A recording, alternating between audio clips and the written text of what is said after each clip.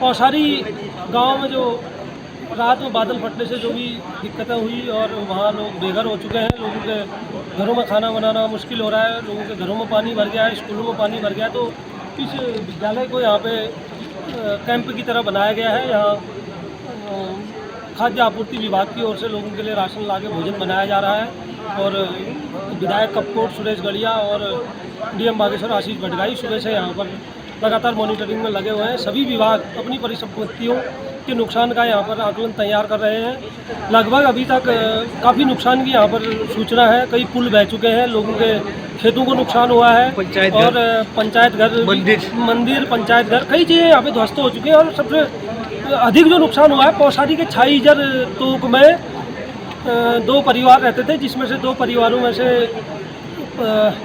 कुल 6 लोग हैं। 6 लोगों में से एक बच्चा जो सुरक्षित है उसे अभी उपचार के लिए ले जाया जाएगा और 5 लोगों में से 2 महिलाओं की बॉडी अभी तक रिकवर कर ली गई है। बाकियों लापता बताए जा रहे हैं, जिनकी राहत खोजबीन के लिए वहाँ पर एसडीआरएफ और एनडीआरएफ की टीमें सुबह से लगी हुई हैं।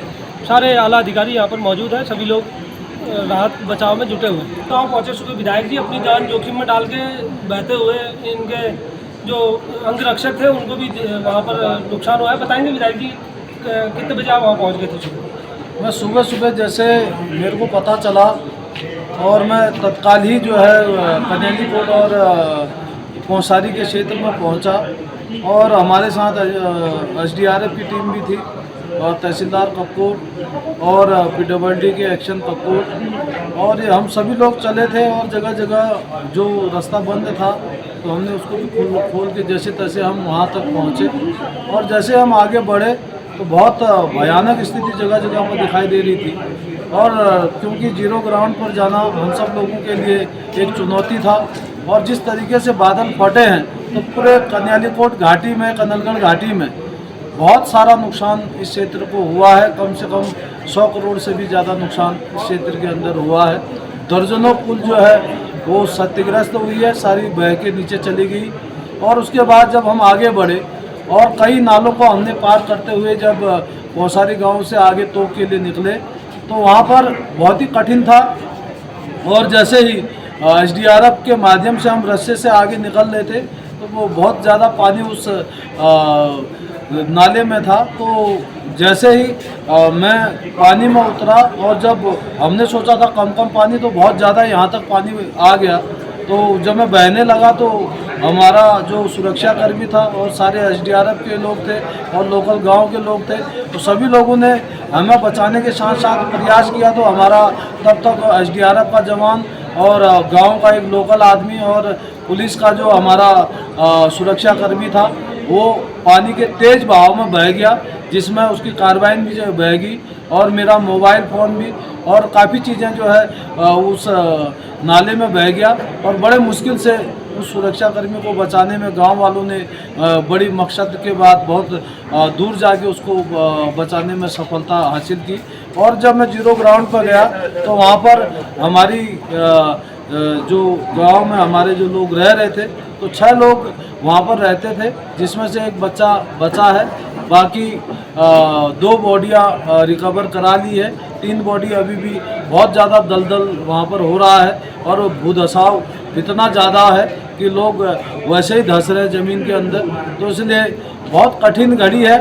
और बिजली, पानी, सड़क, आप जहाँ से आए हैं बहुत सारा नुकसान, नहर, खेत खलियान सब पूरा एक तरीके से तहस नहस हुआ है। और हमारी कोशिश है, हमारे जिलाधिकारी जी भी मौके तक वहाँ जीरो ग्राउंड तक पहुँच गए थे और वह हमारी पुलिस के एसपी और एसडीआरएफ, एनडीआरएफ और लोकल पुलिस, लोकल जनप्रतिनिधि, बहुत सारे गांव की माताएं बहनें सब लोग वहां मौके पर पहुंचने के लिए प्रयासरत थी। पर लेकिन बहुत जोखिम भरा वो क्षेत्र है तो इसलिए बहुत कठिन वो रास्ता है। विधायक जी, इस बारे में आपने मुख्यमंत्री जी को भी सूचना दे दी है या उनसे बात हुई आपकी? हाँ, मेरी अभी जब मैं नीचे पहुंचा तो डीएम साहब ने जो है इसी स्कूल से के मैदान से अभी मेरी सीएम साहब से बात हुई है और सीएम साहब ने कहा है कि जहां आपदा आई है उसको जनसामान्य करने के लिए कोई कोर कसर नहीं छोड़ी जाएगी और आपदा से निपटने के लिए हमारा प्रशासन मुस्तैद है।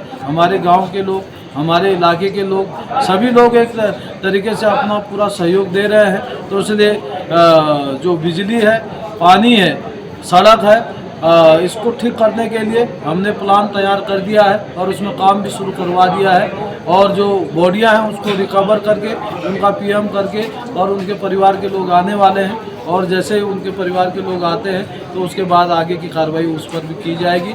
और हमारे एसडीआरएफ और एनडीआरएफ की दो बटालियन जो है मौके पर है, जीरो ग्राउंड पर, और वो लगातार खुदाई करके देख रहे हैं। जो 3 बॉडियाँ मिसिंग हुई है और उस मिसिंग बॉडियों को जो है ढूंढने का प्रयास जारी है। तो एक तरीके से हमने रेस्क्यू सेंटर इस विद्यालय को यहाँ से चलाने का वो किया है। और आगे जो खाद्यान्न है सीडीओ बागेश्वर को उनकी पूरी जिम्मेदारी दी गई है, और ताकि हमारे गांव में घर घर तक हम भोजन पहुंचा सके उसके लिए भी काम तेज कर दिया है। और अभी से खाना बनना भी शुरू हो गया है। तो इसलिए ये जब तक जनजीवन सामान्य नहीं हो जाता तब तक ये रेस्क्यू सेंटर यहाँ पर ये जारी रहेगा। यहीं से कंट्रोलिंग पावर एक तरीके से हम सभी लोग यहाँ पर कैंप करके इसको जब तक यहाँ की परिस्थितियाँ सामान्य नहीं हो जाती तब तक हम यहीं पर रहने वाले। इस हादसे के बारे में क्या कहें, क्योंकि देवी आपदा है ये, इसमें किसी के हाथ का कुछ है नहीं। मैं उन आत्माओं को शांति की प्रार्थना करता हूँ। और बहुत विकट स्थिति है, मतलब वहाँ जाने लायक नहीं है। आज मैं अपने जो एसपी सर, डीएम सर और विधायक महोदय को भी धन्यवाद देता हूँ। उनने ऐसी विषम परिस्थितियों में रेस्क्यू ऑपरेशन चलाया है, और इतनी परेशानी के बाद वहाँ हम लोग पहुँचे और वहाँ पर जो बॉडी लाए हैं ना, ये हम जानते कि मैं पूरा उनके साथ सुबह से था। और ये जो आपदा आई है ये बहुत विकट है। इसमें 2 बॉडी महिलाओं की मिल चुकी है जो हमारी चाची है, 3 बॉडियाँ अभी नहीं मिली हैं, और एक छोटा बच्चा 12-13 साल का बच्चा है वो सुरक्षित है। साथ में उनका जो एक पालतू डॉगी था वो भी वहाँ पे जीवित हमें मिला।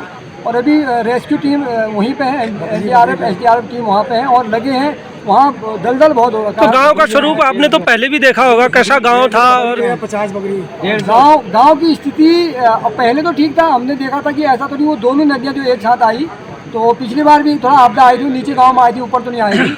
वहाँ पर पूरी खेती है, सारे धान वगैरह गेहूँ वगैरह लगाए जाते हैं। वहाँ पर खेती वगैरह बहुत होती है। कम से कम मैं समझता हूँ कि वहाँ 100 से 150 नाली करीब ज़मीन की जो बह चुकी है, और वो लगभग बकरियां भी उसमें उन लोगों की गई है। और मैं जानवर भी वहाँ पे मैं देखा था, कोई बच्चा वहाँ पे एक मृत पाई गई है। तो काफ़ी नुकसान उनका हुआ है और जीवन तो उनका चला ही गया है। तो मैं उन मृत आत्माओं के प्रति संवेदना व्यक्त करता हूँ और धन्यवाद देता हूँ आप सभी लोगों का जो ऐसी मुसीबत के समय में हमारे गाँव वालों को साथ है। गड़िया जी के साथ इन्होंने बताया है कि इस विद्यालय को, ये आपदाग्रस्त क्षेत्र से लगभग 5 किलोमीटर की दूरी पर विद्यालय है। इसे रेस्क्यू सेंटर के रूप में यहाँ से कार्य किया जाएगा। लगातार आपदा प्रभावितों को यहाँ से राहत भेजी जाएगी। सभी विभागों के अधिकारी जिनका भी नुकसान हुआ है, सभी लोग यहाँ पर सुबह से डटे हुए हैं।